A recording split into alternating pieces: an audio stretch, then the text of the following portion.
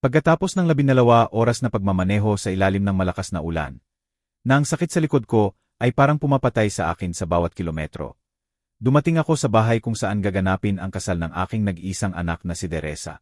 72 taon na ang bigat sa aking balikat. Rayuma na sumisira sa aking buto. Pero wala ni isa man ang makakapigil sa akin na makarating doon para sa kanya. Ito ang espesyal na araw niya, o akala ko. Bumaba ako sa sasakyan na basa ng basa. Nanginginig ang mga kamay sa pagod, at naglakad patungo sa pintuan. Nakaon ang mga ilaw. May naririnig na tawa mula sa loob. Napuno ng tuwa ang aking puso sa pag-iisip na makayakap kay Teresa. Sabihin sa kanya kung gaano ako kaproud sa kanya. Pero nang makarating ako sa pintuan, may huminto sa akin. Mga boses na galing sa loob, mga boses na pinag-usapan ako. At ang narinig ko ay parang pinunit ang aking kaluluwa sa dalawa. Si Teresa, ang aking baby girl, ang aking prinsesa, ang anak na pinagsakripisyo ko ang lahat sa loob ng mga dekada, ay nakikipag-usap sa kanyang fiance na si Alejandro. Ang mga salita niya ay parang kutsilyo na tumatagos sa akin. Sana mawala siya sa daan, sabi niya habang tumatawa. Hindi ko makakalimutan na dumating siya na parang matandang tapos na. Si Alejandro, ang lalaking tinanggap ko bilang anak, ang nagbigay ng huling saksak. Sana masira ang kotse niya sa ilang bangin. Para maiwasan natin ang drama na nandito siya at sinisira ang mga pictures. Nagtawanan sila. Teho. Pinagtatawanan nila ako na parang biro lang, na parang ang aking sakit, pagsisikap, at pagmamahal bilang ama ay dahilan lang ng saya nila.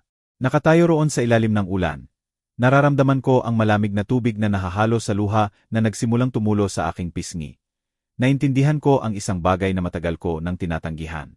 Para sa kanila, hindi ako ama, kundi istorbo, isang matandang nakakairita na lumilitaw lang sa buhay nila para makasagabal. Patuloy na nagsasalita si Teresa, at bawat salita ay parang mas malalim na sugat sa dibdib ko. Tingnan mo kung paano siya dumating, dumi at gusgusin. Sisirain niya ang lahat ng pictures ng aking perfect na kasal. At siguradong magtatagal siya ng ilang araw. Dagdag ni Alejandro na may pang-uyam. Tulad ng dati, umaasa na kami ang magpapakain sa kanya. Ako ang magpapakain. Ako na nagtrabaho ng 60 taon para mabigyan siya ng lahat. Ako na nagbenta ng bahay para mapag-aral siya sa kolehiyo. Ako na walang bakasyon, walang luho, walang anumang bagay, para lang magkaroon siya ng pinakamabuti. Nakabukas ng bahagya ang pinto. Nakikita ko ang kanilang anino sa salamin. Si Teresa ay nakaputing damit na maganda. Kumikinang siya. Sa isang sandali, nakalimutan ko ang sakit at nakita ko lang ang aking baby girl sa araw ng kanyang kasal. Pero nagpatuloy siya sa pagsasalita. Ang pinakamasama, laging may mukha siyang martir, na parang kami ang may utang sa kanya habang buhay. Sawa na ako sa drama niya bilang matandang iniwan. Tumawa ng malakas at malupit si Alejandro. Dapat sabihin mo na lang sa kanya na huwag na siyang pumunta pa. Maghanap na lang siya ng bahay ampunan o ano. Tayo na ang may sariling buhay, sariling plano, hindi natin siya maaring pasanin magpakailanman.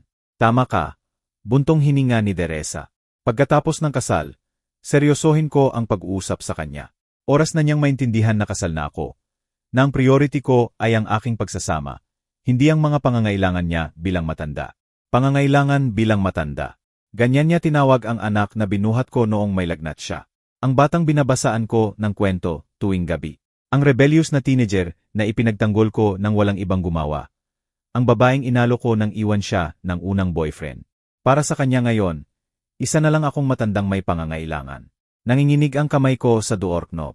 May bahagi sa akin na gustong buksan ang pinto, harapin sila, sigawan ang lahat ng nararamdaman ko. Pero may ibang bahagi, marahil ang pinakamatino, na bumulong sa akin ng iba. Lumiko ka, Moises. Umalis ka ng tahimik. Panatilihin mo ang natitira mong dignidad. At ginawa ko iyon. Lumiko ako at naglakad babalik sa kotse, sa ilalim ng walang awang ulan. Sumakit ang bawat hakbang, hindi lang dahil sa ayuma, kundi sa bigat ng pagtataksil. Nang makarating ako sa kotse, tumigil ako sandali, tinitingnan ang maliwanag na bahay kung saan ipinagdiriwang ang kaligayahan ng aking anak. Isang kaligayahan kung saan malinaw na wala akong lugar. Sumakay ako sa kotse na durog ang puso at pinaandar ang makina. Habang lumalayo ako sa madilim at basang kalsada, isang sigurado na bagay ang nabuo sa isip ko na parang bato. Ito ang huling pagkakataon na makikita ako ni Teresa bilang ama na humihingi at nangangailangan. Dahil ang hindi niya alam, ang hindi alam ng sinuman sa kanila, ay may mga sikreto ako. Mga sikreto na magbabago ng lahat. Nagmaneho ako ng maraming oras sa walang katao-taong kalsada, habang binabagsak ng ulan ang windshield na parang luha ng langit. Wala akong tiyak na pupuntahan. Kailangan ko lang makalayo sa bahay na iyon, sa mga boses na iyon, sa pagtataksil na sumira sa akin. Mahigpit kong hinawakan ang manibela. Sinusubukang kontrolin ang galit at sakit na sumusunog sa loob ko. Paano ako napunta rito? Sa anong sandali ako naging pasanin sa anak na siyang dahilan ng aking buhay? Naalala ko noong maliit pa si Teresa, kung paano siya tumatakbo sa akin na sumisigaw ng tatay. Tuwing uwi ako galing trabaho. Ang kanyang mga matang kumikinang, ang kanyang maliliit na brasong yumayakap sa aking lig, ang kanyang mga halik sa aking magaspang na pisngi. Wala na ang batang iyon. Ang nagsasalita sa bahay na iyon ay isang estranghera. Isang malamig na babae na natutong tingnan ang kanyang ama bilang hadlang. At si Alejandro, ang maldito na Alejandro na tinanggap ko ng bukas ang mga bisig nang ipakilala siya ni Dehesa 3 taon na ang nakalipas. Binigyan ko siya ng tiwala, tinrato ko bilang anak na wala ko, at ganyan ang iganti niya. Naalala ko ang aming usapan nang humingi siya ng payo tungkol sa trabaho. Nang ikwento niya ang mga plano niya kasama si Teresa. Nang tawagin niya akong Tatay Moises, na may ngiti na alam ko na ngayon ay peke. Lahat ay perpektong pag-arte. Dumating ako sa isang motel sa tabing daan mga alas negatibo, 4 ng madaling araw. Ang tagapamahala, isang matandang lalaki na mukhang sanay sa mga bisitang may malungkot na kwento, nagparehistro sa akin ng walang tanong. Maliit ang kwarto at mabaho ng amag, pero wala akong pakialam. Umupo ako sa kama at sa wakas pinayagan ko ang mga luha na dumaloy ng walang kontrol. Umiyak ako para sa anak na nawala ko. Umiyak ako para sa mga taong nasayang. Naniniwala na tayo ay masayang pamilya. Umiyak ako para sa aking asawang si Carmen, na namatay 0 taon na ang nakalipas at naipagpalit na makita ito. Lagi niyang sinasabi na masyado ko sinispoil si Teresa, na kailangan ng bata ng hangganan. Ginagawa mo siyang makasariling prinsesa, paalala niya sa akin. Hindi ko pinansin, ngayon binabayaran ko ang resulta. Nang sumapit ang umaga, nagsimulang tumunog ang cellphone ko. Si Teresa, sigurado nang napansin na hindi ako dumating sa kasal. Pinayagan ko itong tumunog hanggang sa pumunta sa voicemail. Tumunog ulit at ulit at ulit. Sa wakas pinakinggan ko ang mga mensahe. Ang una ay nalilito, halos hysterical. Tatay, nasaan ka? Nagsimula na ang kasal at wala ka. Lahat nagtanong tungkol sa'yo. Tawagan mo ako agad. Ang pangalawa ay iba na, galit. Tatay, hindi ito katanggap-tanggap. Hindi mo pwedeng biglaang mawala sa araw ng kasal ko. Ito ang aking espesyal na araw at sinisira mo ito. Tawagan mo ako ngayon din. Ang pangatlo ay puro galit. Alam mo ba, sawa na ako. Kung ayaw mong makasama sa kasal ko, sige. Pero huwag ka nang magbalik pagkatapos umiyak, dahil pakiramdam mo iniwan ka at nag-iisa. 45 missed calls sa kabuuan. Pagkatapos ay dumating ang mga text message. Lalong lumala ang bawat isa. Sumali rin si Alejandro sa pang-aapi. Lalong malupit ang kanyang mga mensahe. Matandang katawa-tawa, dumating ka pa talaga para magdrama. Nasaktan si Teresa dahil sa'yo. Makasarili ka na hindi makatiis na masaya ang anak mo nang wala ka. Naintindihan na namin ang mensahe mo. Gusto mo ng atensyon, pero pinili mo ang pinakamasamang araw para sa iyong pagiging maarte ng matanda. Matanda ulit ang salitang iyon, na parang ang 72 taon ko ay isang nakakahiyang sakit. Na parang ang lahat ng karanasan ko, karunungan, walang kondisyong pagmamahal ay walang halaga dahil tumanda ang katawan ko. Patuloy na dumating ang mga mensahe sa loob ng mga araw. May ilan mula sa mga kamag-anak na nasa kasal na nagtatanong kung ano ang nangyari. Pinsan, tiyo, kaibigan ng pamilya, lahat gustong malaman kung bakit absent ang tatay ng bride. Gumawa si Teresa ng kwento, syempre, na may sakit ako, na may emergency. Mga kasinungalingan para mailigtas ang kanyang perpektong imahe. Pero ang pinakamatitinding mensahe ay galing sa kanya at kay Alejandro. Hindi sila tumigil sa pag-insulto, pagbibintang, pagbabanta. Pupunta ka ba para mag-sorry? Sabi ng isa ni Alejandro. Magsisisi ka ba na ipinanganak ka? Binabantaan ako, isang lalaking nagtrabaho sa buong buhay. Nagpalaki ng anak mag-isa pagkatapos mamatay ng asawa. Nagsakripisyo ng lahat para mabigyan siya ng pinakamabuti. Ngayon ako pa ang kontrabida sa kwento. Sa mga araw na iyon sa motel, may nagbago sa loob ko. Ang lungkot ay unti-unting naging mas matatag, mas malamig, isang linaw na matagal ko nang wala. Nakikita ko ang buhay ko sa bagong pananaw at hindi ko nagustuhan ang nakikita. Naging tanga ako, Isang mapagbigay na ama na nagpalaki ng makasariling anak. Isang lalaking pinayagang yurakan dahil sa takot na mawala ang pagmamahal ng kanyang nag-iisang pamilya. Pero ang hindi alam ni Dehesa at Alejandro, ang hindi alam ng kahit sino maliban sa aking accountant na si Sergio, ay hindi ako ang matandang mahirap at nangangailangan na akala nila. Ang asawang si Carmen ay nagmana ng malaking ari-arian mula sa pamilya niya, mga bahay, lupa, investments na pinamahalaan namin ng tahimik sa loob ng mga dekada. Nang mamatay siya, lahat napunta sa akin. Pero pinili kong mamuhay ng simple, walang yabang, iniipon ang bawat sentimos para siguraduhin ang kinabukasan ni Dehesa. May ari-arian ako sa 3 lungsod, isang investment account na lumalaki taon-taon, at isang testamento na ginagawa siyang sole heir ng lahat. Milyon-milyong piso na matatanggap niya pag namatay ako nang hindi man lang alam na mayroon iyon. Pero sa umaga ng ika-4 na araw, habang binabasa ko ang mensahe bilang 12 ni Alejandro na nagbabanta ng legal na aksyon, kung hindi ako lilitaw para humingi ng tawad, gumawa ako ng desisyon na magbabago ng lahat. Tinawagan ko si Sergio, ang aking pinagkakatiwalaang accountant sa loob ng 20 taon. Nagulat ang boses niya nang marinig ako ng maaga. Moises, kumusta ka? Mabuti, Sergio. Kailangan kong magpa-schedule ng appointment kay Ate Maria Elena ngayong linggo. May mga importanteng pagbabago ako sa testamento ko. Pagbabago. Sigurado ka ba? May nangyari. Nangyari na ang lahat, Sergio. At oras na para matuto akong pahalagahan ang sarili ko. Ang opisina ni Ate Maria Elena ay nasa sentro ng lungsod, sa isa sa mga magarang building na nagbibigay respeto mula pa sa pasukan. Nakatrabaho ko na siya noon sa ilang minor na legal na usapin, at lagi ko siyang nakitang matalino at diretso. Eksakto ang kailangan ko sa puntong ito ng buhay ko. Nang pumasok ako sa kanyang opisina, sinalubong niya ako ng mainit pero profesional na ngiti. Babae siya, mga 50 taong gulang, maayos ang gray na buhok, perpektong sweet at matalim na tingin ng taong nakakita na ng lahat sa karera niya. Moises, ikinagagalak kitang makita. Sinabi sa akin ni Sergio na may mga pagbabago ka sa testamento mo. Sabihin mo sa akin kung ano ang nasa isip mo. Umupo ako sa harap ng kanyang desk at sa unang pagkakataon sa mga araw na iyon, huminga ako ng malalim. Ito ang sandali para kunin ang kontrol ng buhay ko. Para itigil ang pagiging biktima ng sariling kabutihan. Ate Maria Elena, gusto kong ganap na i-disinherit si Dehesa. Bahagyang tumaas ang kilay niya, pero nanatiling profesional ang ekspresyon. Sa linya ng trabaho niya, sigurong nakarinig na siya ng mas malala. Napakahalagang desisyon ito, Moises. Maari mo bang ikwento kung ano ang nangyari? Hindi ko kailangan ng intimate details, pero kailangan kong maintindihan ang dahilan para maayos na istruktura ang dokumento. Ikinuwento ko sa kanya ang lahat, mula sa paglalakbay sa ulan hanggang sa mga banta sa text, mula sa mga sakripisyo sa buong buhay hanggang sa pagtataksil na narinig ko noong gabi.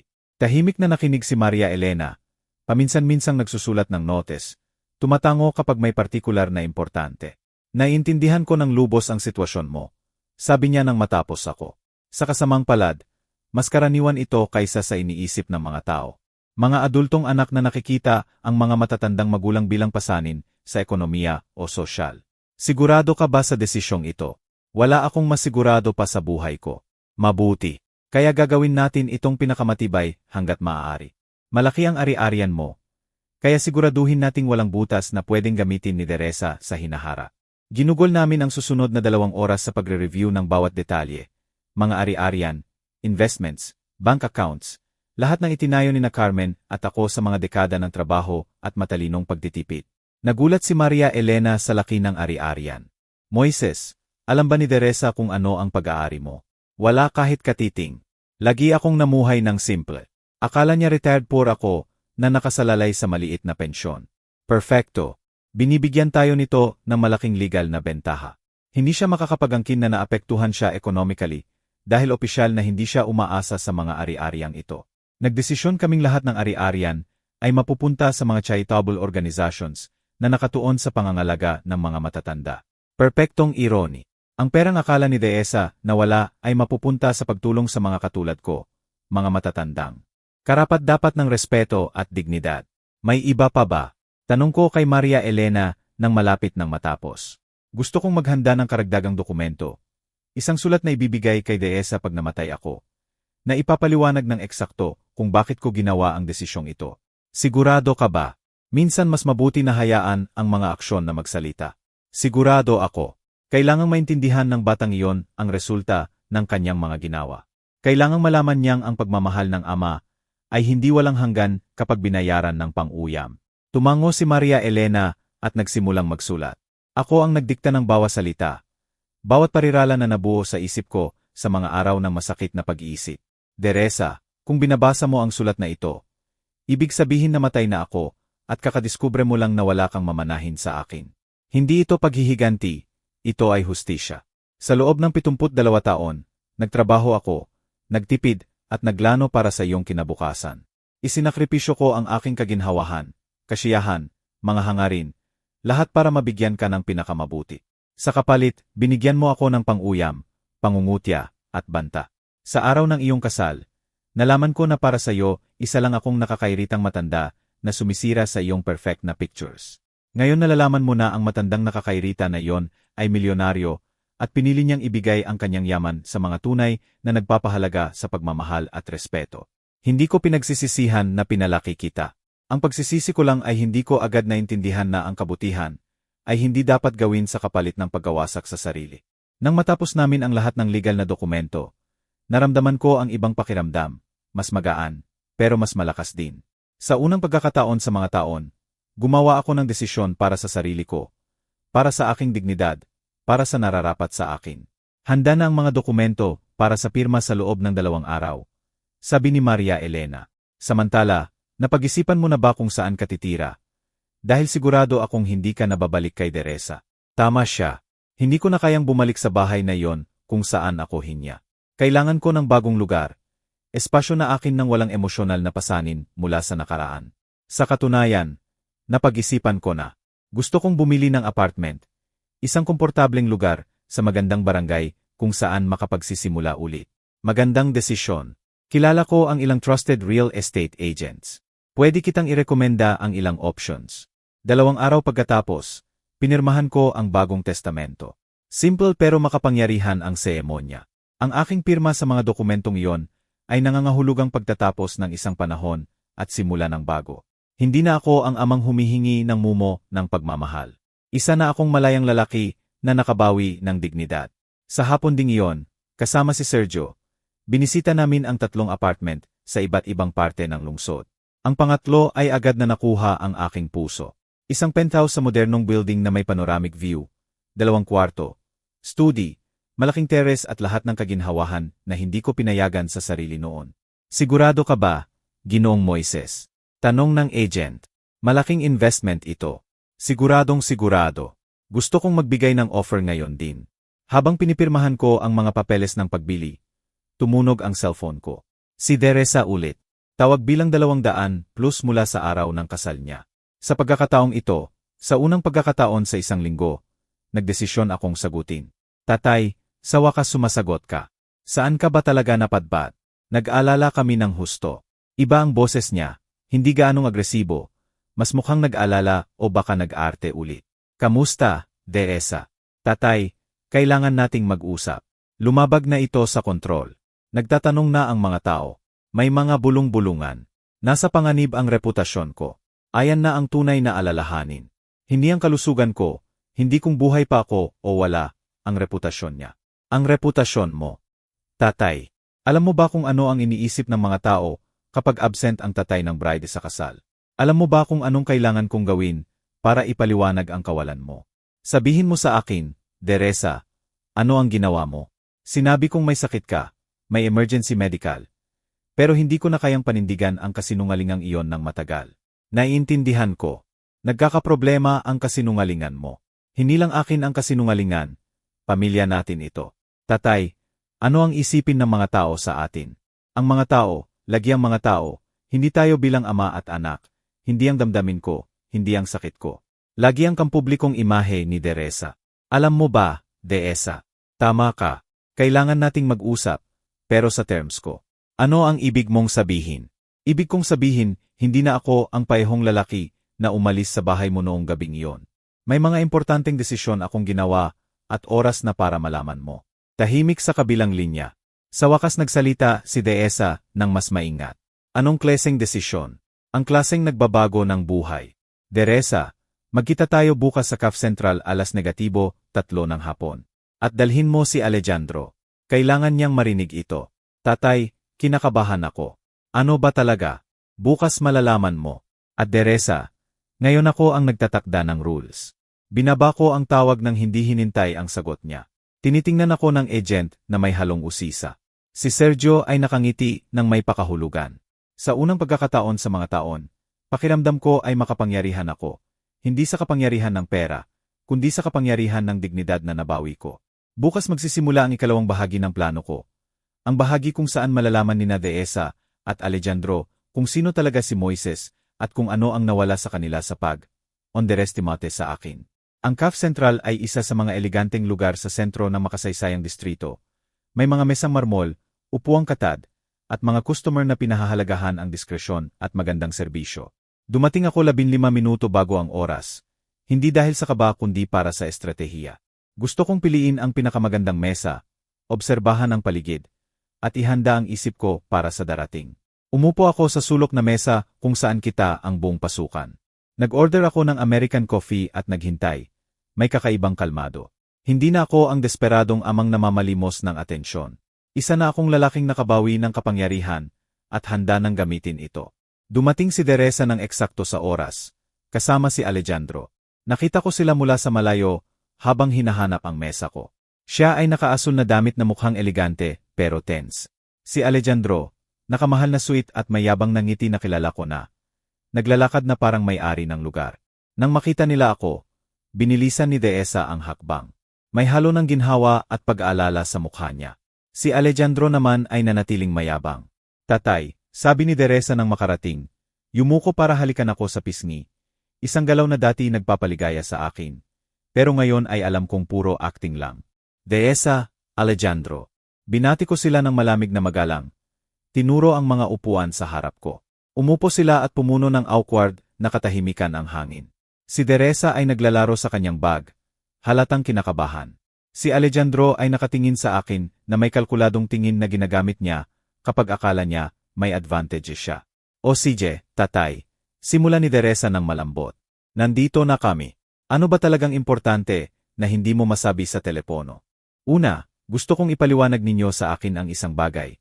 Sabi ko habang pinapanatili ang kalmadong boses. Sa gabi ng iyong kasal, nang dumating ako sa bahay ninyo pagkatapos ng 12 oras na biyahe sa ulan, bakit hindi ninyo binuksan ang pinto? Kumurap ng maraming beses si Teresa, halatang nagulat. Ano, tatay? Hindi namin alam na dumating ka. Busi kami sa preparasyon. Maraming tao. Busi kayo. Ulit ko ng dahan-dahan. Naiintindihan ko. At ang mga sinabi tungkol sa pag-asa na mawala ako sa daan. Kasama rin ba yon sa preparasyon? Nawala ang kulay sa mukha ni Teresa. Si Alejandro ay tumuwid sa upuan. Nagsimulang mag-crack ang kanyang kalmadong maskara. Hindi ko alam ang sinasabi mo, tatay. Alam mo, Teresa. Nakatayo ako sa pintuan ng bahay ninyo, basa ng basa, naririnig ang bawat salita ninyo tungkol sa akin. Bawat pangungutya, bawat pag-asa na huwag akong dumating, bawat insulto tungkol sa matandang tapos na nasisirain ang perfect pictures ninyo. Sumandal si Alejandro. Nagiging defensive. Tingnan mo, Ginoong Moises, kung may narinig ka na out of context. Out of context. Pinutol ko siya ng may ngiti na hindi umabot sa mata. Sa anong konteksto okay na sana mawala ang tatay ng bride sa daan o masira ang kotse niya? Tatay, stress kami, mabilis na sabi ni Teresa. Alam mo naman kung gaano ka-stress ang preparasyon sa kasal. May mga sinasabi ang tao na hindi naman talaga sinasadya. Mga sinasabi na hindi sinasadya, ulit ko. Tulad ng sabihin mong sawang-sawa ka na sa drama ko bilang matandang iniwan. O nang mungkahi ni Alejandro na maghanap ako ng bahay ampunan dahil hindi na kayo makakapagpasan sa akin magpakailanman. Ang sumunod na katahimikan ay nakakabingi. Si Teresa ay tumingin sa mesa, hindi makatingin sa akin. Si Alejandro naman ay nagbago ng taktika. Sige, baka may mga nasabi kaming hindi tama. Pero ikaw din naman, hindi ba? Bigla kang nawala sa araw ng kasal.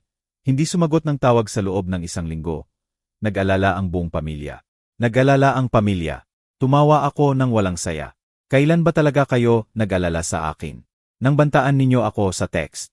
Nang tawagin ninyo akong matandang katawa-tawa. Tumingala si Teresa na may luha sa mata. Tatay, sorry. Alam kong nagkamali kami. Pero ikaw din naman ang nasaktan kami. Ito ang aking espesyal na araw at sinira mo. Ako ang sumira, Deresa. Nagmaneho ako ng 12 oras na may sakit sa likod para makasama ka sa pinakamahalagang araw ng buhay mo. Dumating akong basa, pagod, pero masaya para sayo. At paano mo ako sinalubong? Sa pangungutya at pang-uyam. Sapat na, sabi ni Alejandro, halatang naiinis sa takbo ng usapan. Kaya mo kami pinatawag para mapagkasalanan kami. Lahat naman nagkakamali, Ginoong Moises. Pero ang buhay nagpapatuloy. Kasal na kami ni Deresa. May sarili kaming plano, sariling buhay. Hindi kami pwedeng maglakad sa itlog bawat oras na magagalit ka. Tama ka, Alejandro, sabi ko nang may kalmadong nagulat sa kanya. Nagpapatuloy ang buhay at gumawa rin ako ng sarili kong plano. Kinuha ko ang folder ng mga dokumento na dala ko at inilagay sa mesa. Tiningnan ito ni Deresa nang may pag-aalala na lumalaki. Ano yan, tatay? Mga deed ng bagong apartment ko. Isang penthouse na 2 kwarto sa Torre Esmeralda na may panoramic view ng lungsod. Nagdinginan silang magkahalong nalilito. Si Alejandro ang unang nakayak. Penthouse. Paano mo mababayaran yan sa pensyon mo? Magandang tanong, Alejandro. Lumalabas na hindi lang pensyon ang meron ako. Binuksan ko ang folder at kinuha ang mga bank statement na inihanda ko lalo para sa okasyong ito. Hindi lahat ng ari-arian, pero sapat para magkaroon ng impact. Ito ang mga statement ko sa nakaraang 3 buwan. Ito ang deed ng bahay na may paupahan sa North Sector. At ito ang investment portfolio ko sa broker ko. Nanginginig ang kamay ni Deresa habang binabasa. Lumaki ang mata niya. Si Alejandro ay sumandal para tingnan sa balikat niya at nawala ang yabang sa mukha niya. Tatay, totoo ba to? Totoo, Deresa. Lumalabas na ang matandang tapos na nasisirain, ang pictures mo ay may patrimonyong milyon-milyon na piso. Si Alejandro ay pumutla ng tuluyan. Halos makita ang kanyang mental calculations habang pinoproseso ang mga numero. Bakit hindi mo sinabi sa amin? Tanong ni Deresa nang basag ang boses. Dahil hindi ko akalain na kailangan. Akala ko mahal ninyo ako bilang ama, hindi dahil sa pera. Gusto kong sigurado na kapag kasama ninyo ako, dahil sa tunay na pagmamahal. Pero tatay, binabago nito ang lahat. Ano ang binabago, Deresa? Binabago ba na tinawag mo akong matandang tapos na? Binabago ba na sana mawala ako sa daan? Binabago ba na imungkahi ni Alejandro na ipadala ako sa bahay ampunan? Hindi. Pero kinukumpirma nito ang lahat. Sa loob ng mga taon, tinuring ninyo akong pasanin sa pera. Tinawanan ninyo ang sitwasyon ko financially. Akala ninyo matandang mahirap at nangangailangan ako. Ngayon nalaman ninyo na hindi, at bigla nagbago ang lahat. Hindi ba ninyo nakikita kung ano ang sinasabi nito tungkol sa inyo? Nagsimulang umiyak ng bukas si Deresa. Si Alejandro ay mukhang nag-isip ng mabilis kung paano ayusin ito. Ginoong Moises, sabi niya ng may pakikipag-ayos na boses, naiintindihan kong galit ka. Nagkamali tayong lahat noong gabi, pero pamilya tayo. Kaya nating malampasan to. Pamilya. Tiningnan ko siya diretso sa mata. Alejandro, sa gabi ng kasal, binantaan mo ako ng legal action kung hindi ako humingi ng tawad. Mga salita ba yan ng pamilya? Pinoprotektahan ko si Deresa. Hindi mo pinoprotektahan ang imahe mo, katulad niya. Hindi kailanman tungkol sa akin. Lagi tungkol sa kung paano ako nakakaapekto sa inyo. Kinuha ko ang isa pang dokumento mula sa folder. Ito ang pinakamahalaga. Ito ang bagong testamento ko.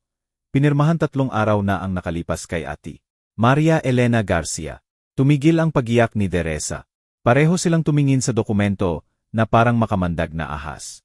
Ang testamento mo, tanong ni Deresa ng halos bulong. Sa dating testamento, ikaw ang sole heir ko, Deresa. Makakatanggap ka ng lahat pag namatay ako. Mga bahay, investments, bank accounts, lahat. Ulit ni Alejandro, nakatuon sa past tense. Eksakto. Makakatanggap ka, dahil ang bagong testamento ay nagsasabi ng iba. Pinayagan ko silang iproseso iyon sandali.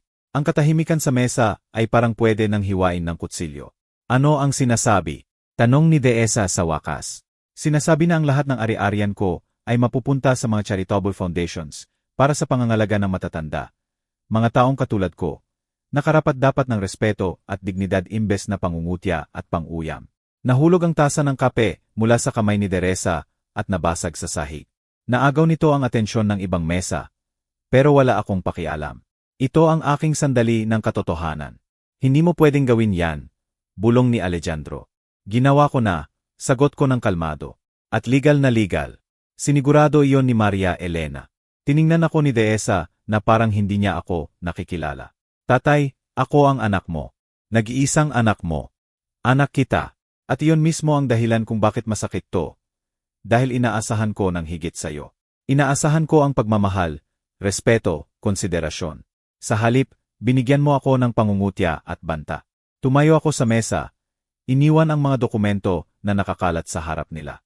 Natapos na ang usapan na to. Pero gusto kong malaman ninyo pa. Hindi ito paghihiganti. Ito ay konsekwensya. May resulta ang mga aksyon at natututo kayo nito sa pinakamahirap na paraan. Tatay, hintayin mo, sabi ni Teresa nang tumayo rin. May gulat sa boses. Kaya nating ayusin to. Kaya nating mag-usap. Kaya nating Teresa. Magkunwaring okay ang lahat. Mag-arte na walang nangyari. Huli na para doon. Tumayo rin si Alejandro. Tuluyang nawala ang kanyang peking kabaitan. Hindi ito matatapos ng ganito, matanda. Walang gagawa nito sa pamilya ko. Ang pamilya mo. Tumawa ako ng mapait. Ngayon ako pa ang pamilya mo. Nakakatawa kung paano nagbabago ang mga bagay kapag may pera nakasali. Lumabas ako ng CAF. Iniwan sila roon na napapalibutan ng mga dokumentong kumakatawan sa yaman na kakalaglag lang nila. Habang naglalakad patungo sa kotse ko, narinig ko si Teresa na sumisigaw ng pangalan ko. Pero hindi ako lumingon. Matagumpay na matagumpay ang unang fese ng plano ko. Ngayon darating na ang talagang kawili-wiling bahagi.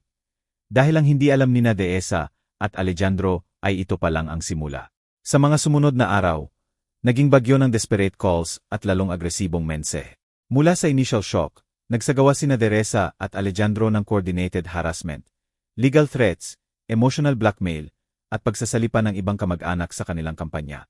Ang unang mensahe ni Dehesa ay dumating pa rin sa gabing iyon pagkatapos ng pagkikita sa CAF. Halos 5 minutong audio kung saan palitan niya ang pagmamakaawa at mapait na pagbibintang. Tatay, hindi mo to pwedeng gawin sa akin.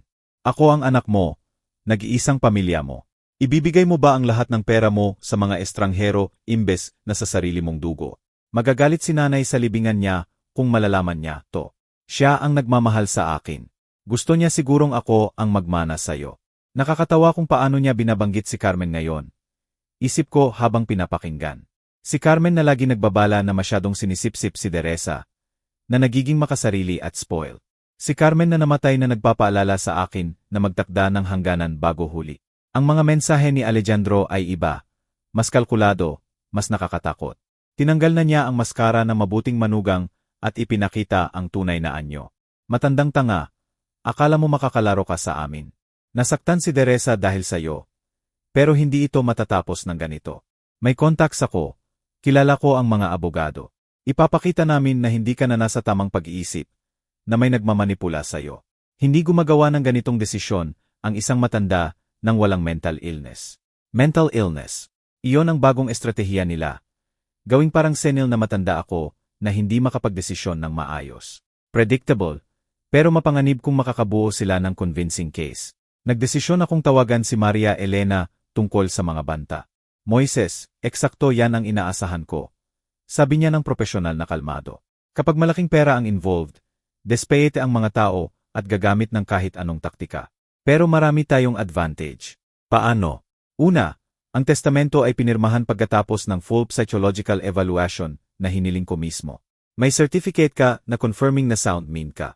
Pangalawa, documented namin ang lahat ng banta nila. Ipinapakita nito ang tunay nilang karakter. Pangatlo, ang katotohanan na namuhay kang simple sa loob ng maraming taon ay nagpapatunay na hindi impulsive ang desisyon mo. At kung dadalhin nila sa korte, sige lang. Matibay ang kese natin at kailangan nilang patunayan, hindi lang incapacity, kundi external manipulation. Halos impossible yon sa ebidensyang inihanda natin. Pinakalma ko ng usapan na iyon. Pero nagpapatunay din na hindi basta susuko sina Dehesa at Alejandro. Kailangan kong maging handa sa mas mahabang laban kaysa inaasahan ko. Samantala, tinutukan ko ang pag-enjoy sa bagong buhay ko. Napakaganda ng penthouse, lalo na sa umaga kapag sumisilip ang araw sa malalaking bintana at binababad ng liwanag ang sala. Sa unang pagkakataon sa maraming taon, may espasyo akong buong akin. Walang masakit na alaala o negatibong koneksyon. Naghira ko ng katulong na si Beatriz, isang 60 anyos na balo na pumupunta 3 beses sa isang linggo para maglinis at magluto. Matino siyang manggagawa at pinahahalagahan ang magandang sweldo na binibigay ko. Pinaalala niya ako kay Carmen sa kanyang direktang pananalita at practical common sense. Don Moises, sabi niya isang araw habang naghahanda ng tanghalian. Hindi ko alam kung ano ang nangyari sa pamilya mo. Pero nakikita ko sa mata mo na sobrang sakit nito. Ang tanging masasabi ko lang, sa 72 taon mo, karapat-dapat kang magkaroon ng kapayapaan. Karapat-dapat kang gumising araw-araw nang hindi humihingi ng paumanhin dahil lang sa pag-iral mo. Hinawakan ako ng malalim ng mga salita niya. Eksakto iyon ang kailangan kong marinig. Isang hapon, habang umiinom ng kape sa terrace, tumunog ang doorbell. Nang buksan ko, nakita ko si David, ang bunsong kapatid ko. Hindi ko na siya nakita mula sa libing ni Carmen, mahigit 2 taon na ang nakalipas. Moises, sabi niya ng may awkward na ngiti, pwede ba tayong mag-usap? Pinapasok ko siya. Kahit agad kong hinala kung bakit siya nandito. Hindi kami close ni na David, lalo na pagkatapos niyang lumipat sa ibang lungsod dahil sa trabaho. Ang bigla niyang pagdating ay nangangahulugan lang ng isang bagay. Nakipag-ugnayan sa kanya si Teresa. Kuya, simula niya pagkaupo sa sofa. Tinawagan ako ni Teresa. Sobrang nag-alala siya sa'yo. Nag-alala sa akin o sa mana niya. Kumurap si David. Halatang hindi niya inaasahan ang diretso kong sagot. Moises, sinabi niya sa akin tungkol sa testamento. Totoo bang dinisinherit mo siya? Ganap na totoo. Pero kuya, siya ang anak mo, nag-iisang anak mo. Hindi ba masyadong malupit yan? David, alam mo ba kung ano ang sinabi sa akin ng pamangkin mo sa gabi ng kasal niya? Ikinuwento ko sa kanya ang buong kwento. Mula sa biyahe sa ulan hanggang sa mga pangungutya na narinig ko sa pintuan. Nakinig si David ng lalong nagiging uncomfortable. Grabe yan, amin niya sa wakas. Pero baka stress lang sila, baka hindi sinasadya. Alam mo ba kung ano ang sinabi ni Alejandro nang ipakita ko sa kanila ang ari-arian ko? Sasabihin niyang ipapakita niya na mentally ill ako. Stress din ba yan ng kasal? Tumahimik si David ng matagal. Moises, naiintindihan ko na nasaktan ka. Pero ang pagdisinherit ng anak, sobra na yan. Wala bang paraan para maayos? Ayusin ang ano, David. Ang pagtingin sa akin bilang pasanin. Ang interes lang niya sa akin kapag nalaman niyang may pera ako. Ang pagbabanta niya ng kaso kapag hindi niya nakuha ang gusto. Pero pamilya yan. Kuya, sabi ko ng matigas. Ang pamilya ay yung nagre-respect, nagpapahalaga, nag-aalala sa kapakanan mo. Si Teresa, pera lang ang inaalala. Malalim na buntong hininga si David. Alam mo ba, tama ka. Kung ganoon ang trato sa akin ng anak ko, baka gawin ko rin yan. Nagulat ako sa pag-amin niya. Inaasahan ko pang mas maraming resistance, pero hiniling sa akin ni Teresa na kausapin kita, na kumbinsihin kita. Desperada siya. Desperada siya dahil nawala ang yaman na hindi niya alam na mayroon. Kung talagang nag-alala siya sa akin bilang tao, siya mismo ang pupunta para mag-sorry ng tapat, hindi magpapadala ng representative. At kung pupunta man siya at mag-sorry, David, may mga sugat na masyadong malalim. May mga pagtataksil na hindi na mababalik sa simpleng sorry. Ipinakita sa akin ni Teresa kung sino talaga siya nang akala niya walang nakikinig. Iyon ang tunay niyang pagkatao. Pagkaalis ni David, nangako na hindi na siya makikialam sa usapin namin. Naramdaman ko ang kakaibang kapayapaan. Mahalagang pagsubok iyon. Kung kaya kong panindigan ang desisyon ko sa harap ng pressure mula sa pamilya, kaya ko rin sa kahit ano. Nang gabing iyon, habang kumakain sa terrace at tinitingnan ang ilaw ng lungsod, pinag-isipan ko ang mga pagbabago sa buhay ko. Isang buwan na ang nakalipas. Matandang mag-isa ako na nabubuhay para sa mumo ng atensyon mula sa makasariling anak. Ngayon, malaya na akong lalaki, may resources, may dignidad, may kinabukasan na nakadepende lang sa sarili kong desisyon. Tumunog ang cellphone ko. Si Teresa ulit. Sa pagkakataong ito, sinagot ko. Tatay, Teresa, tatay. Kailangan nating mag-usap, pero hindi tulad noong huli. Ngayon gusto kong talagang makinig ka sa akin. Nakinig ako. Alam kong nagkamali ako. Alam kong may mga kakilakilabot na sinabi ako noong gabi. Pero tatay, mahal kita. Ikaw ang tatay ko. Ikaw ang natira sa akin mula kay nanay. Hindi tayo pwedeng matapos ng ganito. Mahal mo ako, Teresa, o ang pera ko. Mahal kita. Nasaktan ako nang malaman kong tinanggal mo ang mana ko. Hindi ako magsisinungaling. Pero mas nasaktan ako sa pagkawala ng tatay ko. At si Alejandro, nagsisisi rin siya sa pagkawala ng biyenan. Mahabang katahimikan. Si Alejandro, galit na galit siya. Sabi niya hindi ka makakalusot. na ipaglalaban niya to legally. Naiintindihan ko. Kaya hindi ka pumunta para mag-sorry. Pumunta ka para bantaan ulit ako. Hindi, tatay, hindi ako nagbabanta. Gusto kong ayusin ang mga bagay natin. Pero hindi mo kaya iyon nang wala si Alejandro. Di ba? Dahil siya ang priority mo. Asawa ko na siya ngayon, tatay, at ako ang tatay mo. Pero mukhang wala ng halaga yon sa'yo. May halaga, may lahat. Patunayan mo. Paano? Pumunta ka mag-isa bukas 6:00 ng gabi sa El Mirador Restaurant. Walang Alejandro, walang abogado, walang hidden agenda. Tayo lang dalawa na nag-uusap bilang ama at anak. Kung talagang gusto mong ayusin, iyon ang pagkakataon mo. At kung gagawin ko yon, isasaalang-alang mo bang baguhin ang testamento? Deresa, kung pupunta ka bukas na umaasa pag-usapan ang pera, mas mabuti wag ka nang pumunta. Ang usapan natin ay tungkol sa atin, sa relasyon natin, kung may maililigtas pa ba rito. Sige, pupunta ako. Pagkababa ko ng tawag, naisip ko kung mali ba ang ginagawa ko. Binibigyan ko ba si Deresa ng tunay na pagkakataon para sa redemption o pinapahaba ko lang ang sarili kong sakit? Oras lang ang magsasabi, pero isang bagay ang sigurado. Ito ang huling pagkakataon. Kung hindi maipakita ni Deresa, bukas na nakikita niya ako bilang higit pa sa source ng pera, matatapos na talaga ang kabanata natin bilang ama at anak. Ang El Mirador Restaurant ay nasa ika-23 palapag ng isang corporate building na may malalaking bintana na nagbibigay ng kamanghamanghang view ng lungsod sa paglubog ng araw. Dumating ako ng 15 minuto bago, tulad ng nakasanayan ko, at nag-request ng mesa sa tabi ng bintana. Gusto kong maging memorable ang pagkikita na ito kahit ano pa ang mangyari. Habang naghihintay, pinagmamasdan ko ang mga mag-asawa at pamilya sa paligid. Mga magulang na tumatawa kasama ang adultong anak, mga lolo na nagdadala ng apo, mga usapan na puno ng tunay na pagmamahal. Naisip ko kung kailan huli kaming nagkaganyan ni Deresa. Walang tension, walang sisi, walang hidden agenda. Dumating si Deresa ng oras-oras. Nakaitim na eleganteng damit at may maingat na ekspresyon. Mukha siyang kinakabahan, vulnerable sa paraang matagal ko nang hindi nakita. Sa isang saglit, nang lumapit siya sa mesa, nakita ko ulit ang batang tumatakbo sa akin ng bukas ang braso. Kamusta, tatay? Sabi niya ng mahina, hinalikan ng pisngi ko bago umupo. Deresa, natutuwa akong pumunta ka mag-isa, tulad ng hiniling ko. Napansin ko, paano tinanggap ni Alejandro ang desisyon mong pumunta nang wala siya.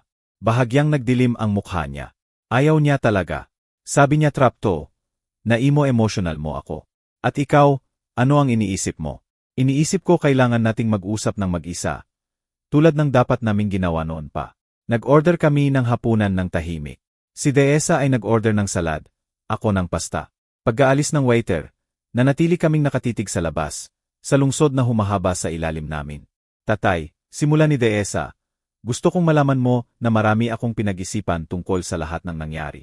At tama ka sa maraming bagay. Sa alin? Sa pagiging makasarili ko. Sa pagtigil ko sa pagpapahalaga sa iyo bilang tao, at pagtingin sa iyo bilang obligasyon lang. Magandang simula yan. Pero kailangan ko ng higit pa sa surface admissions. Kailan nagsimula yon, Deresa? Kailan ako naging obligasyon imbes na tatay mo? Naglaro siya sa napkin, iniiwasan ang tingin ko. Sa tingin ko noong namatay si nanay. Sobrang sakit ko, sobrang galit, at sa isang paraan mas madali na sisihin ka kaysa tanggapin na wala na lang talaga siya. Sisihin ako sa ano? Sa hindi ko pagsab sa kanya, sa hindi ko paganotis ng sintomas ng maaga, sa hindi ko pag-insist sa doktor. Parang suntok ang mga salita niya. Sa loob ng maraming taon, tahimik kong pinasan ang guilt na yon. Pero hindi ko alam na sinisisi rin ako ni Deresa. Deresa, ginawa ko ang lahat para kay nanay mo. Pinakamahusay na doktor, pinakamahusay na treatment. Alam ko, putol niya na may luha. Ngayon alam ko, pero noon kailangan ko ng sisihin, at nandun ka. At pagkatapos, nang subukan mong lumapit sa akin, may nabuild na akong pader sa pagitan natin. At pinalakas iyon ni Alejandro. Mahina niyang sabi, lagi siyang nakakahanap ng depekto sa'yo. Sabi niya masyado kang emotionally dependent. Masyado kang humihingi ng atensyon. Nakikialam ka sa relasyon namin. At naniniwala ka sa kanya. Gusto kong maniwala. Mas madali yon kaysa aminin na ako ang masamang anak. Dumating ang pagkain, pero wala sa amin ang gana. Si Deresa ay tumitira sa salad, habang ako ay naghahalo ng basta nang hindi talaga kumakain. Tatay, bakit hindi mo sinabi na mayaman ka pala? Dahil gusto kong sigurado na mahal mo ako bilang tatay mo. hindi dahil sa maibibigay ko. Pero lagi kong akala mahirap ka. Nakikita kitang simple lang ang pamumuhay. Pinili kong mamuhay ng simple. Ganoon din kami ni nanay mo. Hindi namin kailangan ng luho para maging masaya. Kaya sa lahat ng panahon na nagrereklamo ako na hindi ka makakatulong financially, nang sabihin ni Alejandro na pasanin ka financially, lahat ng panahon na yon hinusgahan ninyo ang isang lalaking may higit na pera kaysa magastos niya sa buhay. Pero pinili niya mamuhay ng simple at iipon lahat para sa anak. Tahimik na umiyak si Teresa. Tanga ako, tatay. Makasarili at walang utang na loob. Hindi ka tanga, Deesa. Pero gumawa ka ng mga desisyon na sobrang nasaktan ang taong nagmamahal sa'yo. Mahal mo pa ba ako kahit lahat ng ginawa ko? Pinunit ng tanong na yon ang puso ko. Kahit lahat ng sakit at pagtataksil, anak ko pa rin siya. Teresa, mahal kita palagi. Anak kita, parte ka ng puso ko. Pero ang pagmamahal sa isang tao ay hindi nangangahulugan ng pagpayag na yurakan ka. Ano ang pwede kong gawin para maayos to? Paano ko maipapakita na nagbago na ako? Mali ang tanong mo. Hindi tungkol sa pagpapatunay sa akin.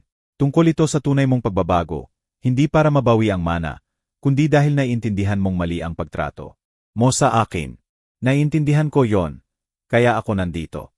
Nandito ka dahil naiintindihan mo, o dahil gusto mong baguhin ko ang testamento. Tahimik si Teresa ng matagal, halatang nahihirapan sa tanong. Pareho, amin niya sa wakas. Hindi ako magsisinungaling, tatay, nasaktan ako sa pagkawala ng mana. Hindi sa pera mismo kundi sa ibig sabihin nito. Ebidensya, yon na may halaga ako sa isang tao, na may value ako sa iyo. Lagi kang may value sa akin, Teresa. Hindi nakadepende sa testamento ang value mo. Pero ngayon pakiramdam ko nawala yon. Nawala ang lugar ko sa puso mo. Hindi mo nawala ang lugar sa puso ko. Nawala mo ang tiwala ko. Nawala mo ang respeto ko. Pero ang pagmamahal, hindi ganoon kadaling mawala. Pinunasan niya ang luha gamit ang napkin. Ano ang kailangan kong gawin para mabawi ang tiwala mo? Teresa, alam mo ba kung ano ang pinakamasakit sa lahat nito? Ano? Na kailangan mo pang tanungin ako kung ano ang gagawin. Ang anak na talagang nakakaunawa ng ginawa niyang mali, ay hindi kailangan ng manual para maging mabuti. Hindi ko maintindihan. Kung talagang nagbago ka, dapat alam mo na instinctively. Dapat alam mo kung paano ako tratuhin, paano ako kausapin, paano ako isama sa buhay mo. Ang paghingi mo ng instructions ay nagsasabi na hindi mo pa talaga naiintindihan ang problema.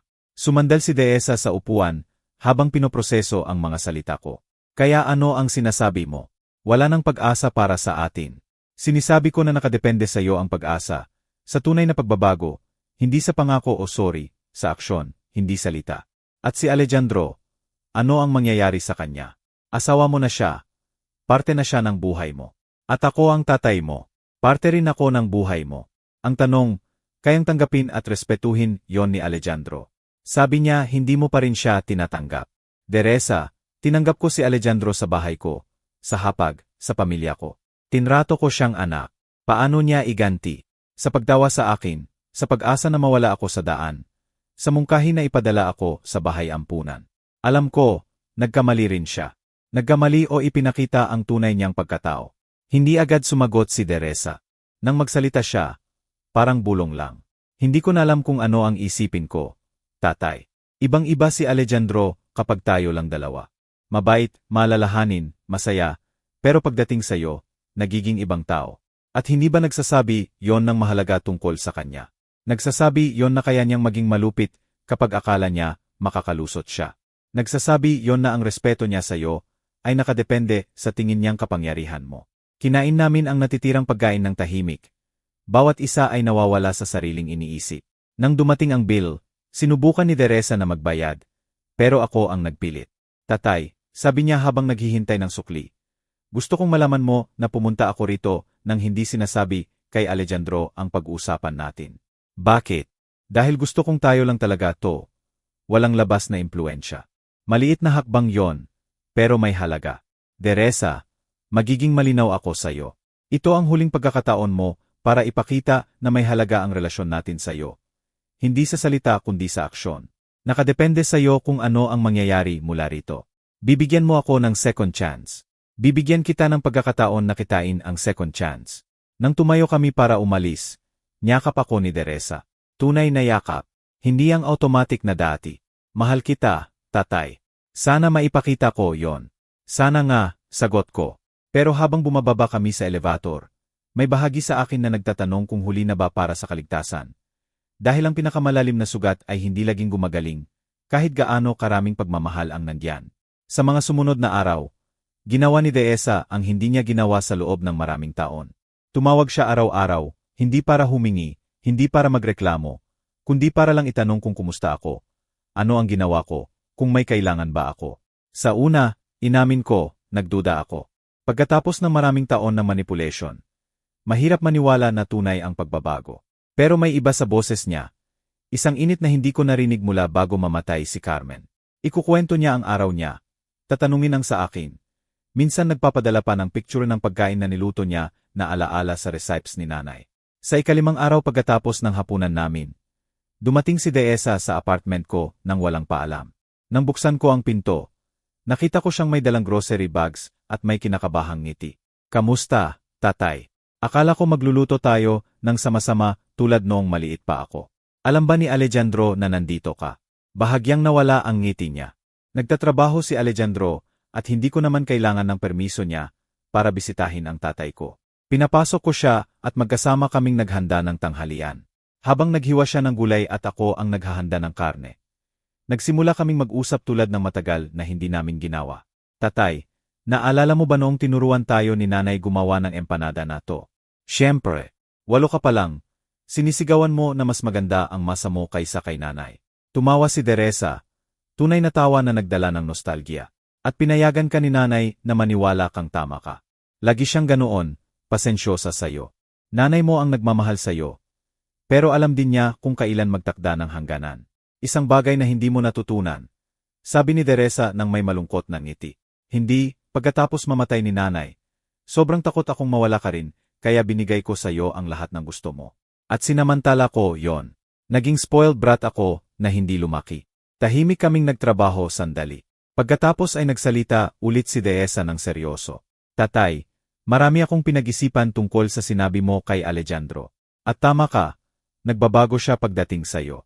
Nagiging malupit at natatakot ako dahil nagtatanong ako kung kailan siya magiging ganoon sa akin. Malupit din siya sayo. Hindi physically, pero minsan may sinasabi siya na masakit. Lalo na kapag hindi ako sumasang-ayon sa kanya. Tulad ng ano, nagdalawang isip si Teresa, halatang hindi comfortable. Na masyado raw akong emotional, hindi logical ang pag-iisip ko. Madali akong mamanipulete ng tatay ko. At ano ang iniisip mo noon tungkol doon? Akala ko tama siya, na emo-emotional mo ako para mapanatili akong malapit. Pero ngayon, na-realize ko na siya ang nagmamanipula sa akin para ilayo ako sayo. Mahalagang revelation yon, pero mapanganib din. Ang lalaking katulad ni Alejandro ay hindi tatanggap ng maayos na magsimulang magtanong si Teresa sa impluensya niya. Teresa, nakapag-usap ka na ba kay Alejandro tungkol sa mga pagbabagong to sa pag-uugali mo? Sinubukan ko, pero nagagalit siya. Sabi niya nilalabhan mo ang utak ko, na nahuhulog na naman ako sa emosyonal na laro mo. At ano ang sinasagot mo? Sinasabi ko na hindi laro, na sinusubukan ko lang maging mas mabuting anak. Paano niya reaksyon doon? Tahimik si Deesa, masyadong nakatuon sa pagbubuo ng empanada. Deesa, paano niya reaksyon? Nagagalit siya. Sabi niya may bagong pamilya na ako, na ang loyalty ko ay dapat sa kanya, hindi sayo. At ano ang nararamdaman mo kapag sinasabi niya yon? Naguguluhan, nasasaktan. Hindi ko maintindihan kung bakit kailangan kong pumili sa pagitan ng asawa at tatay ko. Hindi mo kailangang pumili. Ang asawang talagang nagmamahal sayo ay hindi magpapapili sayo. Natapos namin ang pagluluto at umupo para kumain. Masarap na masarap ang empanada at sa unang pagkakataon sa maraming taon. Nasiyahan ako sa pagkain kasama ang anak ko nang walang tensyon o sisi. Tatay, sabi ni Teresa habang umiinom ng kape. Gusto kong magtanong ng isang bagay. Pero hindi ko sigurado kung dapat. Tanungin mo, kung ipinakita ko na talagang nagbago ako, isa sa alang-alang mo bang baguhin ang testamento? Iyon ang tanong na inaasahan ko. Ang pinakamalinaw na test ng tunay niyang motibasyon. Teresa, galing ba sa'yo, yang tanong o kay Alejandro? Galing sa akin, pero nagtatanong din siya. Gaano kadalas nagtatanong? Malalim na buntong hininga ni Teresa. Araw-araw, ilang beses sa isang araw. Gusto mong malaman kung ano ang napag-usapan namin. Kung nabanggit mo ang testamento, kung naniniwala ka na talagang nagbabago ako. At ano ang sinasabi mo sa kanya? Sinasabi ko ang totoo, na binubuo natin ulit ang relasyon. Pero hindi pa natin napag-uusapan ang pera. Hanggang ngayon, tumayo ako at lumakad sa bintana. Tinitingnan ang lungsod sa ibaba. Tahimik na naghintay si Deesa sa sagot ko. Deresa, magiging buong tapat ako sa'yo. Hindi magbabago ang testamento. Narinig ko ang paghinto ng hininga niya. Kailanman, kahit ipakita mo na ganap kang nagbago. Kahit noon, mahabang tense na katahimikan. Paglingon ko, may luha sa mata ni Deesa. Pero hindi siya umiyak ng hysterical tulad ng inaasahan ko. Pwede bang tanungin kung bakit? Dahil tapos na ang pinsala, Deesa. May mga bagay na hindi na mababalik. At kailangan kong protektahan ang sarili ko sa mga future na disappointment. Hindi ka ba naniniwala na tunay ang pagbabago ko? Sa totoo lang, hindi ko alam. At ang uncertainty na yon ang eksaktong dahilan kung bakit hindi ko mababago ang testamento. Dahan-dahang tumango si Deresa habang pinoproseso ang sagot ko. Naiintindihan ko. Kaya ibig sabihin walang halaga ang lahat ng oras na ginugol natin magkasama. May malaking halaga. Nangangahulugan na pwede pa rin tayong magkaroon ng relasyon bilang ama at anak. Nangangahulugan na pwede ko pa ring mahalin at masiyahan sa piling mo. Pero hindi nangangahulugan na pinagkakatiwalaan kita sa patrimonyo ko. At kung hindi kayang tanggapin yon ni Alejandro, kailangan mong magdesisyon kung ano ang mas mahalaga sa iyo. Isang kasal sa lalaking hindi makatanggap na mahal mo ang tatay mo o isang tunay na relasyon sa akin. Tumayo si Deesa at nagsimulang magligpit ng pinggan.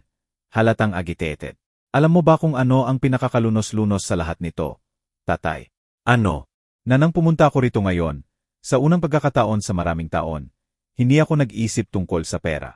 Gusto ko lang magluto kasama ka, magpalipas ng oras sa'yo, maging anak mo ulit. Pero ngayon, pagkatapos ng usapang to, hindi ko na alam kung kaya ko pang ihiwalay ang isa sa isa. Malakas na tinamaan ako ng mga salita niya dahil totoo yon. Deresa, ang katotohanan na pumunta ka rito ngayon ay may halaga sa akin. Ang tawag mo araw-araw ay may halaga, pero hindi sapat. Hindi sapat para baguhin ang mga desisyong ginawa ko para protektahan ang sarili ko. Tahimik na tinapos ni Deesa ang paglilinis ng kusina. Nang maghanda na siyang umalis, lumapit siya at niyakap ako. Mahal kita, tatay, at patuloy kitang mamahalin kahit hindi mo ako pinagkakatiwalaan. Pero gusto kong malaman mo ito. Ano? Pag-uwi ko, tatanungin ako ni Alejandro kung napag-usapan natin ang testamento. At kapag sinabi kong at na hindi magbabago, magagalit siya ng todo. At ano ang gagawin mo? Hindi ko alam, pero sa unang pagkakataon sa matagal na panahon, magdedesisyon ako base sa gusto ko, hindi sa gusto niya. Pagkaalis ni Deresa, naiwan akong nakaupo sa sala, pinag-isipan ang usapan namin. May iba sa kanya, may tunay na bagay na matagal ko nang hindi nakita. Pero may halong desperasyon din, na parang lumalaban siya sa puwersa na hindi niya ganap na kokontrol. Nang gabing iyon, habang kumakain mag-isa sa terrace, naisip ko kung masyado ba akong malupit sa kanya. Kung pinayagan ko ba ang sakit at pride ko na hadlangan ang tunay na pagkakataon ng pagkakasundo. Pero naalala ko ulit ang mga pangungutya noong maulan na gabi, ang mga banta pagkatapos, ang mga taon ng pang-uyam, at alam kong tama ang desisyon ko. May mga sugat na masyadong malalim para ganap na gumaling. Kahit gaano karaming pagmamahal ang natira. Tumunog ang cellphone ko ng alas negatibo, 1:00 ng gabi. Si Deesa na umiyak ng husto. Tatay, pwede ba akong pumunta sa apartment mo? Pwede ba akong makitulog dito ngayong gabi? Ano ang nangyari? Nag-away kami ni Alejandro ng grabe. Sabi niya mga kakilakilabot na bagay tungkol sa'yo. Sa akin, sa kasal namin. Halika, hinihintay kita. Habang naghihintay ako kay Deesa, alam kong may fundamental na nagbago. Ang tahimik na digmaan namin ni Alejandro ay naging totoong-totoo na. At kailangang pumili si Deresa ng kampo. Dumating si Deesa sa apartment ko pasado, hating gabi na may maliit na maleta at namamagang mata mula sa sobrang iyak. Nang buksan ko ang pinto, bumagsak siya sa bisig ko tulad noong bata pa siya at nanaginip na masama. Tatay, hindi ko alam ang gagawin ko. Nagiging kabaliwan na ang lahat. Dinala ko siya sa sofa at nagluto ako ng chamomile tea. Ang paihong iniinom niya noon kapag agitated siya ni Carmen. Habang hinintay ko siyang pakikalmahan para makapagsalita ng maayos, napansin ko ang pasa sa pulso niya na sinusubukang itago sa manggas ng sweater. Deesa, ano yan sa braso mo? Sinundan niya ang tingin ko at mabilis na ibinaba ang manggas. Wala to, tatay. Natamaan lang ako sa pinto ng kotse. Ipakita mo sa akin, Deresa. Hindi ito basta natamaan. Ipakita mo ang braso. Reluctantly, itinaas niya ang manggas. May hugis daliri ang pasa. May humawak ng mahigpit sa kanya. Alejandro, siya ba ang gumawa nito? Hindi siya sumagot, pero ang katahimikan niya ang nagkumpirma ng lahat. Teresa, sinampal ka ba niya? Hindi niya ako sinampal, mabilis niyang sabi. Hinawakan lang niya ng mahigpit nang subukan kong umalis. Sobrang galit siya sa testamento. Iyon ay karahasan, Teresa. Hindi mahalaga na hindi niya ginamit ang kamao. Sabi niya aksidente lang. Hindi niya namalayan kung gaano kahigpit. Naniniwala ka ba sa kanya? Tahimik si Teresa habang nakatitig sa tasa ng tiya. Ikwento mo sa akin ng eksakto kung ano ang nangyari pag-uwi mo. Humugot ng malalim na hininga si Teresa bago magsimula. Pag-uwi ko, naghihintay si Alejandro sa sala. Agad niyang tinanong kung napag-usapan natin ang testamento. Nang sabihin kong, nagtense siya. Ano ang sinabi niya? Tinanong niya kung ano ang sagot mo. Nang sabihin ko na sinabi mong hindi ka na magbabago ng testamento kahit kailan, nagwala siya. Nagwala ng paano? Nagsimulang sumigaw na matandang manipulator ka, na pinaparusahan mo ako dahil nag-asawa ako sa kanya. Sabi niya puro paghihiganti, dahil hindi mo pa rin siya tinanggap bilang manugang. At ano ang sinagot mo? Sinabi ko na hindi totoo yon, na malinaw kang nagsabi na konsekwensya ito ng pag-ugali namin noong gabi. Nakasalanan namin, hindi lang sayo. Paano niya reaksyon doon? Nagsimulang umiyak ulit si Teresa. Nagalit siya sa akin. Sabi niya nilabhan mo ang utak ko, na tinataksil ko ang sarili kong kasal para sa matandang makasarili na walang iwan sa akin. At doon niya ako hinawakan sa braso. Hindi, pagkatapos yon. Una sinabi niya na tanga ako, na emotional mo ako, na hindi mo talaga ako patatawarin. Ano ang sinagot mo? Sinabi ko na baka tama siya. Baka hindi mo na talaga ako mapatawad ng buo. Pero hindi yon hadlang para subukan kong maging mas mabuting tao. Sa kabila ng lahat ng sakit, may maliit na kibot ng pride ako nang marinig yon. Iyon ang nagpainit sa kanya.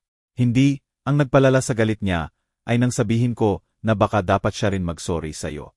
Sinabi mo rin yon. Sinabi ko na kung talagang gusto niyang maging maayos ang pamilya, kailangan niya mag-effort din na makasundo ka. At doon niya sinabi ang isang bagay na hindi ko makakalimutan. Huminto si Teresa, na para masyadong masakit ulitin ang mga salita.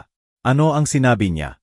Sinabi niyang kailangan kong pumili, siya o ikaw, na hindi niya papayagang sirain ng matandang Senel ang kasal namin, at kung pipiliin kong patuloy kang makita, mas mabuti magsimula na akong maghanap ng divorce lawyer. Binantaan kanya ng diborsyo. Hindi lang yon. Sinabi niyang kung maghiwalay kami, sisiguraduhin niyang wala akong makukuha, na may paraan siya para patunayang mentally unstable ako, na nasa impluensya mo akong manipulative. At doon niya ako hinawakan ng mahigpit. Nang tumayo ako para pumunta sa kwarto, hinawakan niya ako sa braso at hinila pabalik. Sabi niya hindi pa tapos ang usapan, na hindi ako pwedeng umalis hanggat hindi ko ipinapangako na hindi na kita makikita. Nangako ka ba? Hindi. Sinabi ko na tatay mo ako at may karapatan akong makita ka. Doon niya ako hinigpitan at sinabing wala akong karapatan sa kahit ano, na ang tanging tungkulin ko ay sa kanya bilang asawa. Paano ka nakatakas doon? Sinabi ko na kailangan ko ng oras para mag-isip, na matutulog ako sa bahay ng kaibigan ko sandali. Doon niya ako binitawan, pero binigyan ako ng babala na kung pupunta ako sa iyo, huwag na akong bumalik. At pinili mong pumunta rito pa rin. Dahil na-realize ko ang isang bagay. Ano yon, tatay? Na-realize ko na kung kaya ng lalaki nasaktan ka physically sa isang away, kaya niyang gawin ang mas masahol kapag talagang galit na siya. Huli na ang realization, pero importante. Teresa, alam mo bang ito pa lang ang simula? Kung handa na siyang maglagay ng kamay sa iyo ngayon, lalala pa. Alam ko, kaya nandito ako. Magdidiborsyo ka ba sa kanya? Mahabang katahimikan si Teresa. Hindi ko alam. Komplikado. Ano ang komplikado? Binabantaan ka ba niya? Sinasaktan ka physically? Tatay, mahal ko siya. O minahal ko. Hindi ko na alam kung ano ang nararamdaman ko. Teresa, alam mo ba kung ano ang gagawin ni nanay mo kung sakaling ako ang nanampal sa kanya? Ano? Umalis siya agad, walang diskusyon, walang second chance, walang couples therapy, umalis siya. Pero kayo talagang nagmamahalan. Eksakto. At dahil mahal niya ang sarili niya, hindi niya kailanman tinolerete na saktan siya kahit gaano pa niya kamahal ang tao. Dahan-dahang tumango si Teresa. Pwede ba akong manatili rito habang nag-iisip ako kung ano ang gagawin? Pwede kang manatili hanggat kailangan mo. Nang gabing iyon, Habang natutulog si Teresa sa guest room, nagsimulang tumunog ang cellphone ko. Si Alejandro. Pinayagan ko muna itong pumunta sa voicemail. Pero patuloy ang tawag. Sa wakas sinagot ko. Nasaan ang asawa ko, matanda? Ligtas ang asawa mo. Nandito siya sa akin, di ba? Nilagyan mo ng ideya ang ulo niya. Hindi ko kailangang lagyan ng ideya. Ang mga pasa niya ang nagsasalita para sa kanya. Mga pasa. Nasugatan niya ang sarili nang matumba siya. Dramatic si Teresa. Lagi niyang pinapalaki ang lahat. Alejandro, nakita ko ang mga marka ng daliri mo sa braso niya. Wala kang alam sa sinasabi mo. Alam ko eksakto ang sinasabi ko. At gusto kong malaman mo ito. Kung hinawakan mo ulit siya, sisiguraduhin kong ikaw ang makukulong. Binabantaan mo ba ako? Nangangako ako. Pakinggan mo ng mabuti, matanda. Si Teresa ang asawa ko. Akin siya at kukunin ko siya kahit may tulong mo o wala. Nakadepende yon sa kanya, hindi sa'yo. Sig. Makikita natin. Dahil may mga card ako na hindi mo alam. Ano ang ibig sabihin yon? Ibig sabihin nagsisimula pa lang ang digmaang to at malalaman mong hindi ako kasing dali talunin tulad ng akala mo. Binaba niya bago ako makasagot. Pinuno ako ng pagkabalisa ng mga salita niya. Ang lalaking katulad ni Alejandro, nasulok at desperado, kayang gawin ang kahit ano. Kinabukasan, nagising si Teresa ng mas kalmado pero determinado. Tatay, may pabor akong hihingin. Sabihin mo, gusto kong tulungan mo akong magdiborsyo kay Alejandro. Sigurado ka ba? Siguradong sigurado. Ang nangyari kagabi ay nagbukas na mata ko. Kung kaya niyang saktan ako dahil pinagtatanggol ko ang relasyon natin, ano pa ang kaya niyang gawin kung talagang tutol ako sa malaking bagay? Tama ka. Tatawagan natin si Maria Elena, ang abogada mo. At Teresa, gusto kong malaman mo ito. Ano? Proud ako sa iyo. Sa unang pagkakataon sa maraming taon, gumagawa ka ng mahirap pero tamang desisyon. Habang nag-almusal kami at nagpaplano ng susunod na hakbang, tumunog ang cellphone ko. Isang numero na hindi ko kilala. Ginoong Moises. Detective Santiago ito mula sa Municipal Police. Pwede po bang pumunta kayo sa station? May ilang tanong kami tungkol sa anak ninyong si Teresa. Anong klaseng tanong? Nag-file ng complaint ang manugang ninyo. Sabi niya kinidnap ninyo ang asawa niya. Nagkatinginan kami ni Teresa ng may horror. Nagsimula na ang counterattack ni Alejandro at marumi ang paglalaro niya. Ang police station ay puno ng umaga na ingay, mga detective na umiinom ng kape, tumutunog na telepono, bulong-bulungan ng opisyal na usapan. Dumating kami ni Teresa ng magkasama. Halatang kinakabahan siya, pero determinado na harapin ang mga kasinungalingan ni Alejandro. Si Detective Santiago ay lalaking mga 40 taong gulang. May sapat na karanasan para makilala ang domestic violence kapag nakikita niya ito. Sinalubong niya kami sa maliit pero maayos na opisina na may picture ng pamilya sa desk. Ginoong Moises, Ginang Teresa, salamat sa pagpunta. Tulad ng ipinaliwanag ko sa telepono, nag-file si Ginoong Alejandro ng reklamo na sinasabing labag sa kalooban ang pag-alis ng asawa niya. Detective, sabi ko ng kalmado, kusang pumunta ang anak ko sa apartment ko pagkatapos siyang saktan physically ng asawa niya. May ebidensya ba kayo ng assault na yon? Itinaas ni Teresa ang manggas at ipinakita ang mga pasa sa braso. Agad na kinunan ng litrato ng detective. Kailan nangyari ito? Kagabi, sagot ni Teresa. Hinawakan ng mahigpit ng asawa ko ang braso ko habang nag-aaway at sinubukan kong umalis sa kwarto. May testigo. Wala. Kami lang dalawa sa bahay. Tumango ang detective habang nagsusulat. Ginang Teresa, kusang pumunta ka ba rito? Ganap. Walang pinilit ang tatay ko. Nagdesisyon akong umalis sa bahay dahil hindi na ako ligtas. Gusto mo bang mag-file ng kaso laban sa asawa mo dahil sa assault? Tumingin si Teresa sa akin para sa suporta. Bahagya akong tumango. Gusto kong mag-file. Ginugol namin ang susunod na 2 oras sa pagbibigay ng statement, pagbibigay ng ebidensya, at pagpapaliwanag ng buong sitwasyon. Profesional pero may pag-unawa si Detective Santiago. Lalo na nang ikwento ni Teresa ang mga banta at kontrol na ginagawa sa kanya ni Alejandro. Pagkalabas namin sa station, mukhang mas magaan si Teresa, na parang nabawasan ang malaking pasanin sa balikat. Tatay, sa tingin mo tama ba ang ginawa ko? Ginawa mo ang kailangan mong gawin para protektahan ang sarili mo. Iyon ang laging tama. Nang hapon na yon, sinalubong kami ni Maria Elena sa opisina para pag-usapan ang divorce process. Napakahalaga ng karanasan niya sa domestic violence cases, para makabuo ng matibay na legal strategy. Teresa, sabi ni Maria Elena habang tinitingnan ang mga litrato ng sugat at police report. Malakas ang case natin. Kailangang harapin ni Alejandro ang criminal charges bukod sa divorce. Pwede pa ba siyang gumawa ng paraan para saktan ako legally? Pwede siyang sumubok, pero limitado ang options niya. Lalo na ngayong may official police report ng violence. Habang ipinapaliwanag ni Maria Elena ang legal process, paulit-ulit na tumunog ang cellphone ko. Si Alejandro ulit. Sa pagkakataong ito, sinagot ko ng speaker para marinig ng lahat. Ginoong Moises, Alejandro, nasaan si Teresa? Sabi ng pulis na nag-file siya ng kaso laban sa akin. Ikaw ba ang nagkumbinsi sa kanya niyan? Walang nagkumbinsi kay Teresa ng kahit ano. Sarili niyang desisyon yon. Kasinungalingan yan. Manipulado mo siya. Alejandro, naka-speakerphone to. Nandito si Ate Maria Elena at si Teresa. Nakikinig sila. Sandaling katahimikan.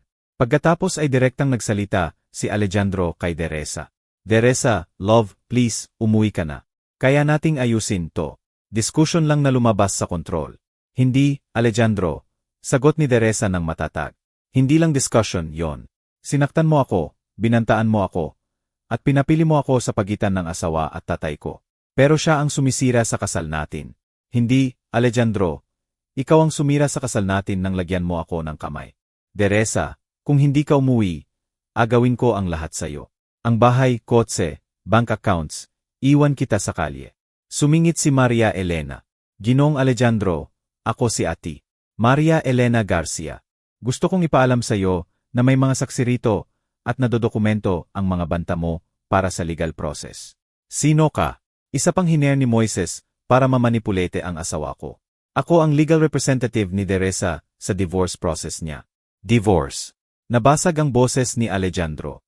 Teresa, seryoso ka bang magdidiborsyo dahil sa matandang to? Magdidiborsyo ako sayo dahil sayo, Alejandro, dahil sa taon ng manipulation, kontrol, at sa wakas karahasan. Hindi ito matatapos ng ganito, sigaw ni Alejandro. Sisirain ko ang buong pamilya ninyo. May contacts ako. May impluensya ako. Ginoong Alejandro, sabi ni Maria Elena ng malamig. Ipinapayo ko na ibaba mo na at kumonsulta sa abogado mo bago ka pa magbanta ng mga bagay na magagamit laban sayo. Biglaang naputol ang linya.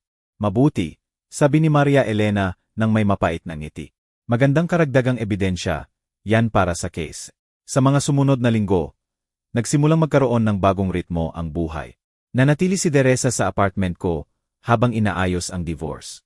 Sa unang pagkakataon sa maraming taon, na-rebuild namin ang relasyon naming ama at anak ng walang labas na impluensya. Magkasamang nagluluto, nanonood ng pelikula, nagkukwentuhan tungkol kay Carmen at masasayang alaala noong maliit pa si Teresa. Parang nabalik ang anak na nawala ko noon. Sinubukan ni Alejandro ang ilang desperate tactics. Nag-hire ng mahal na abogado na sumubok mag-argue ng parental alienation. Naggalat ng rumor tungkol sa mental health ko. At sinubukan pang isali ang ilang malalayong kamag-anak, pero wala ni isa ang gumana. Masyadong matibay ang ebidensya laban sa kanya. Natapos ang divorce sa loob ng 3 buwan. Nakatanggap si Teresa ng fair compensation at sinentensyahan si Alejandro ng 1 taon na probation at mandatory therapy para sa domestic aggressors.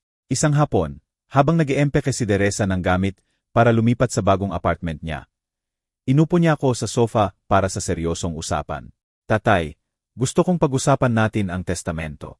Teresa, hindi, hintayin mo akong matapos. Sa mga buwang to, natutunan ko ang mahalagang bagay tungkol sa sarili ko. Natutunan kong nalito ko ang pagmamahal sa economic dependence. Ano ang ibig mong sabihin? Sa loob ng maraming taon, subconsciously inaasahan kong bilang heir mo. Hindi na ako mag-alala sa future ko financially. Ginawa yon akong tamad, dependent, at sa huli naiinis sa'yo kapag akala ko wala kang pera para ibigay. Teresa, tatay, gusto kong malaman mo na buong buo kung sinusuportahan ang desisyon mong baguhin ang testamento. Hindi lang sinusuportahan, nare-respeto ko. Nagulat ako sa mga salita niya. Bakit? Dahil sa wakas naiintindihan ko na ang tunay na pagmamahal ay hindi nakadepende sa mana o pera. Ang mga buwan na kasama ka ang nagpatunay na ang gusto ko talaga ay magkaroon ka bilang tatay, hindi bilang provider. Sigurado ka ba riyan? Ganap na sigurado. Sa katunayan, may hihingin pa ako. Ano yon? Gusto kong mag-enjoy ka sa pera mo. Mag-travel, bumili ng mga bagay na trip mo. I enjoy ang buhay mo. Sapat na ang sakripisyo mo para sa akin. Nawalang salita ako. Ito ang anak na matagal ko nang inaasahan. Mature, independent, mapagbigay. Deesa, may gusto rin akong sabihin sa'yo. Ano yon? Proud ako sa naging babae mo. Proud din siguro si nanay mo.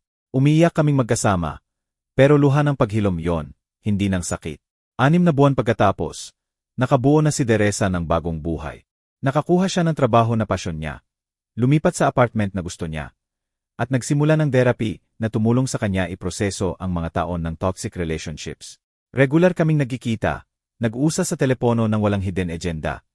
At naabot namin ang isang bagay na akala namin imposible. Tunay na relasyon bilang ama at anak. Isang gabi, habang kumakain sa terrace ng penthouse ko at tinitingnan ang ilaw ng lungsod, pinag-isipan ko ang lahat ng nangyari. 1 taon na ang nakalipas, matandang mag-isa at hinahamak ako. Namamalimos ng mumo ng atensyon mula sa makasariling anak. Ngayon, malaya na akong lalaki, iginagalang, may tunay na relasyon kay Deresa. Nanatili ang testamento. Lahat ng ari-arian ko ay mapupunta sa charitable organizations pag namatay ako.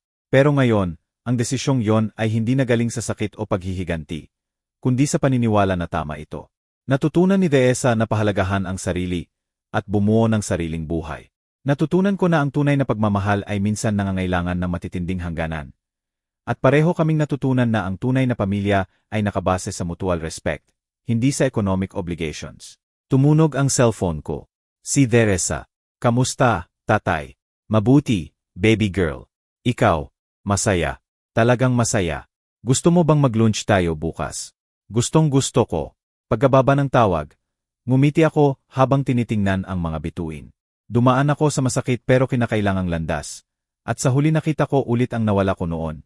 Isang anak na talagang nagmamahal sa akin. Hindi ko pinagsisisihan ang mga mahirap na desisyon. Ang pagsisisi ko lang ay hindi ko agad naintindihan na ang kabutihan ay hindi dapat gawin sa kapalit ng pagkawasak sa sarili.